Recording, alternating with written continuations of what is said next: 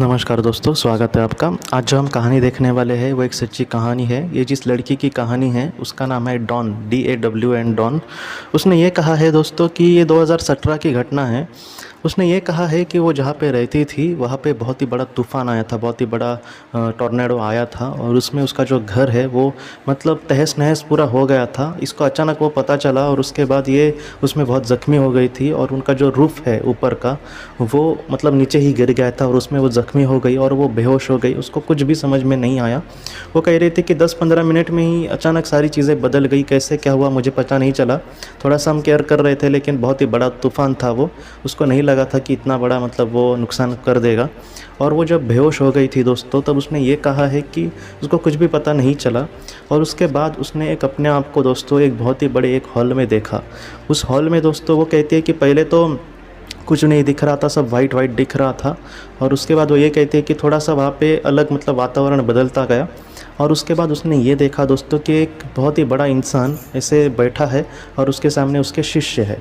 मतलब एक तकरीबन उसने कहा है कि 10-12 उनके सामने बच्चे दिख रहे थे और वो उनके सामने बैठे थे। उन्होंने ये मैं आपको एक कैसे आंखों के सामने जैसे गुरुकुल में पढ़ाया जाता था, रामायण में आपने देखा होगा कि सामने कोई बैठा है शिक्षक और उनके सामने जैसे मतलब उनके बच्चे होंगे सीखने वाले शिष्य। तो वैसे उन्होंने एक साधारण वो दृश्य देखा। उसके बाद डॉन हमसे ये कहती है कि वो जो इंसान है मतलब वो जो गुरु उसने वहाँ पे देखे, इन्होंने जब उनको देखा तो वो उनको जीसस जैसे दिखे, यीशु क्रिस्त जैसे दिखे। और वो बहुत ही अच्छे से मतलब इसको देख कर उन्होंने भी इसको देखा। डॉन ये कह रही थी कि वो मुझे यीशु क्रिस्त जैसे दिखे, लेकिन बाद में उसको ये भी पता चला कि वो अलग अलग लोगों के लिए अलग अलग हो सकते हैं। जैसे वहाँ पे वो जो शिष्य थे उनको वो अपने भगवान को उनके मन में जैसी छवि होगी भगवान की वैसे उनको वो दिख सकते थे। ये बात उसको बाद में पता चली। मतलब क्या है कि जैसे हमारी श्रद्धा होगी भगवान पर, जिस भगवान पर, वैसे वो भगवान हमें वहाँ पर दिख सकते थे। तो उस पवित्र आत्मा ने उसके बारे में उन्होंने ये कहा है कि उन्होंने सुंदर वस्त्र परिधान किए थे और उनके चेहरे पर इतना तेज था दोस्तों कि हम मतलब ऐसे लग रहा था कि बस उनको ही देखते रह जाए हम। उसके बाद डॉन हमसे ये कहते हैं कि उन्होंने इससे स्मित हास्य किया, वो इसको देखकर हंसे।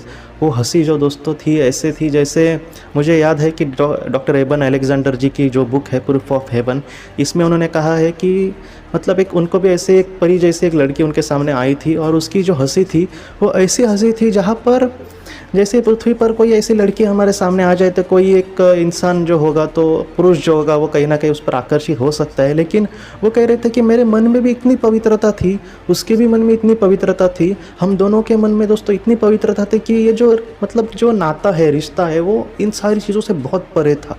जहाँ पर एक दूसरे के लिए ज़रा भी स्वार्थ नहीं है, जहाँ पे मतलब एक बहुत ही अलग लेवल का वो मतलब रिलेशन, जिसको हम गुरु शिष्य का रिलेशन भी कह सकते हैं, क्योंकि हम उनसे बहुत सारी चीज़ें सीख सकते हैं। तो डॉन को भी वैसा ही हुआ कि उस हंसी को अपने मतलब उस जो हंसी है, वो जो स्मित हास्य है, उस पे अपने जीवन के सारे पुण्य को हम मतलब 2 मिनट में नौचार कर दे, इतना वो बड़ा मतलब उनका स्थान होता है। वो हमें सारी चीज़ें आराम से पता चल जाती है।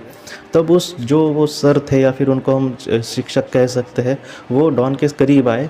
और उसके बाद दोस्तों कहीं ना कहीं डॉन के लिए वो परमात्मा थे। और मुझे भी लगता है कि ये जो उच्च बलिय आत्माएँ होती है वो कहीं ना कहीं ईश्वर का स्वरूप है, क्योंकि वो बहुत ज़्यादा उनके पास एक तो ज्ञान होता है और वो हमें मतलब कहीं ना कहीं हमारे आत्मा को बहुत ही अच्छे से उद्धार कर सकते हैं, हमें अच्छा रास्ता दिखाकर हमें उस पोजीशन पर पहुंचा सकते हैं जहां पर हमें जाना है। तो बाद में उस पवित्र आत्मा ने डॉन को ये कहा कि तुम बहुत ही अच्छे से अपना काम कर सकती हो, तुम्हें चिंता करने की ज़रूरत नहीं है, या फिर दुनिया हमें क्या बोलेगी इसके बारे में भी सोचने की ज़रूरत नहीं है।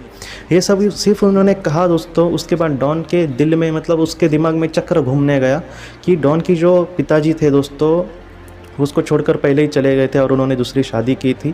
इसकी माँ उसको अकेले ही संभाल रही थी और उनकी मतलब इतनी भी अमीर परिस्थिति नहीं थी। उनकी माँ दोस्तों दिन में तकरीबन वो कह रही थी कि 2-2 नौकरियाँ करके वो अपनी बेटी को पालती थी। लेकिन फिर भी डॉन को कभी भी नहीं लगा कि उसकी माँ मतलब कुछ बड़ा कर रही है। अगर बेटी है तो उसका संभालना हक उसका, अगर वो माँ है तो उसे मुझे संभालना ये उसका कर्तव्य है, ऐसा ही वो सोचती थी। उसकी माँ से मतलब कभी कभी महंगी महंगी चीज़ों के लिए वो मतलब ये करती थी, हट करती थी।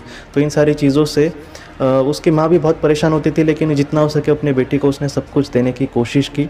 और डॉन को दोस्तों ये सारी जो बातें हैं उस वक्त याद रहने लगी, और उसने ये कहा डॉन ने कि मेरी माँ मेरे बर्थडे में मतलब बहुत ही महंगा मुझे गिफ्ट देती है, 12 बजे मुझे विश करती है, लेकिन उसका बर्थडे में मैंने मतलब कभी भी कोई ऐसा खास नहीं किया, सिर्फ हैप्पी बर्थडे उसको कहा।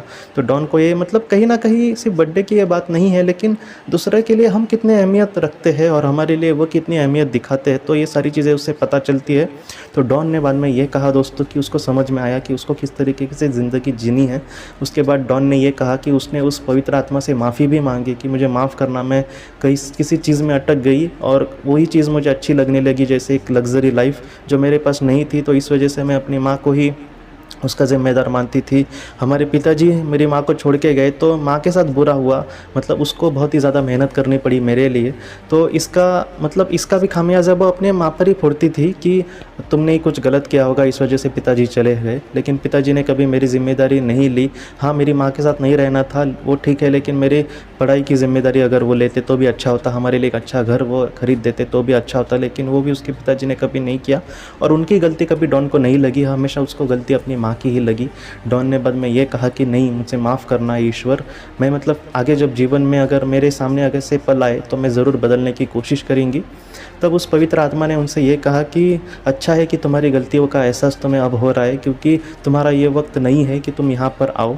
अच्छा होगा कि तुम पृथ्वी पर जब अब जा रही हो तब बहुत ही अच्छे से अपना कर्म करो, और तुम्हारी माँ को ही नहीं बल्कि किसी भी इंसान को तुम मत दुखाना, किसी भी इंसान को मत दोष देना, किसी भी इंसान को कभी भी जितना हो सके अच्छे से उससे बर्ताव करने की कोशिश करना। कम से कम उसको तो तुम कभी भी दुख मत देना जो तुम्हारे लिए कहीं ना कहीं मतलब वफ़ादार है। तो ऐसे तुम अगर ज़िंदगी जियोगे तो तुम्हारे हाथों से बहुत ही बुरे कर्म कम होंगे और अच्छे कर्म बहुत ज़्यादा होंगे, जिसके लिए तुम्हें बहुत ही अच्छा मतलब कहीं ना कहीं तोहफ़ा मिल सकता है आत्मलोक में, और एक अच्छी ज़िंदगी दोस्तों आत्मा की तुम्हारी हो सकती है। तो डॉन ने भी इन सारी चीज़ों का एक्सेप्ट किया, और उस परम शक्ति ने दोस्तों कहीं ना कहीं हाथ उठाए उसको आशीर्वाद देने के लिए। और डॉन ये कहती है कि उसके बाद क्या हुआ मुझे पता नहीं चला, और वो जहाँ पर गिरी थी दोस्तों वहाँ पे डायरेक्ट मतलब कहीं ना कहीं वो उस दुनिया से फिर से पृथ्वी पर आ गई थी। और उसके बाद उसको होश आया, और धीरे धीरे उस घर से तूफ़ान भी थम गया था तब तक, और वहाँ पे रेस्क्यू करने वाले वगैरह जो लोग थे वहाँ पर आए थे, और डॉन ने कहीं ना कहीं से उनको मतलब पुकारा उन लोगों को, और वो मतलब उस जहाँ पे उसकी दुर्घटना हुई थी वहाँ से किसी तरीके से बाहर निकली। और डॉन ये कहते हैं कि जब मुझे अस्पताल में लेकर जा रहा था तब मैं इन सारी चीज़ों में मैं कहीं ना कहीं उस विचार में ही खो गई थी।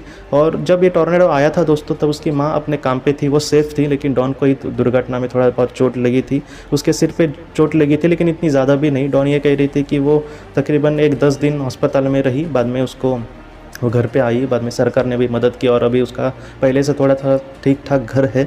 और वो ये कहते हैं कि आज वो अपनी माँ को अपनी मतलब सबसे करीबी इंसान मानती है, और वो जितना हो सके अपनी माँ के लिए बहुत कुछ करना चाहती है।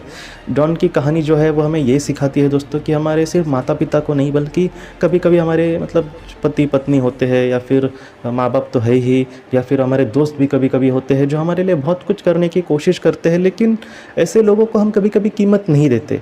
हम कभी कभी ऐसे लोगों को कीमत देते हैं जिनको मतलब हमें वो अच्छे लगते हैं, लेकिन उनको हमारी कदर नहीं होती। तो उन्होंने कोई छोटी चीज़ भी की हमारे लिए तो हमें बहुत बड़ी लगती है, लेकिन जो हमारे से सच्चा प्यार करते हैं उनका प्यार दिखता है हमारे कर्मों में, जो हमें मतलब बहुत ज़्यादा हेल्प करने की कोशिश करते हैं, खुद के बारे में कभी कभी नहीं सोचते। तो ऐसे लोगों को कभी भी दुख मत देना दोस्तों, क्योंकि आज हम उनको दुख दे रहे हैं, लेकिन ये बात जो है हमें ही पश्चाताप करने मतलब लग सकता है कि मैं उसके साथ ऐसा क्यों मैंने बिहेव किया। तो इस तरीके से अगर हमारे जीवन में हम आगे बढ़ने की कोशिश करें तो हमारी आत्मा दोस्तों बहुत ही अच्छे से कर्म करेगी, और कहीं ना कहीं हमें भी अपने आप पर फ़ख्र होगा कि हमने अपने जीवन में कुछ अच्छा किया।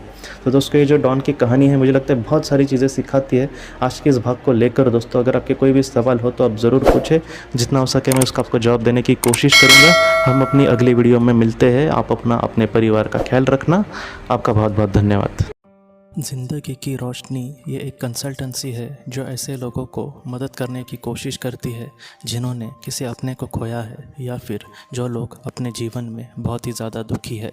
जो लोग इस संस्था के साथ जुड़ेंगे उन्हें पास्ट लाइफ रिग्रेशन के ऑडियो, ध्यान करने के लिए 5 ऑडियो, 10 ऑडियो बुक्स और उसके साथ साथ PDF किताबें, मतलब ऐसी किताबें जो मोबाइल या फिर लैपटॉप या फिर कंप्यूटर पर आप पढ़ सकते हैं, ऐसी किताबें उन्हें ईमेल पर या फिर व्हाट्सएप पर भेजी जाएंगी। जो लोग इस संस्था के साथ जुड़ना चाहते हैं वो कृपया इस नंबर पर व्हाट्सएप मैसेज करें। आपका बहुत बहुत धन्यवाद।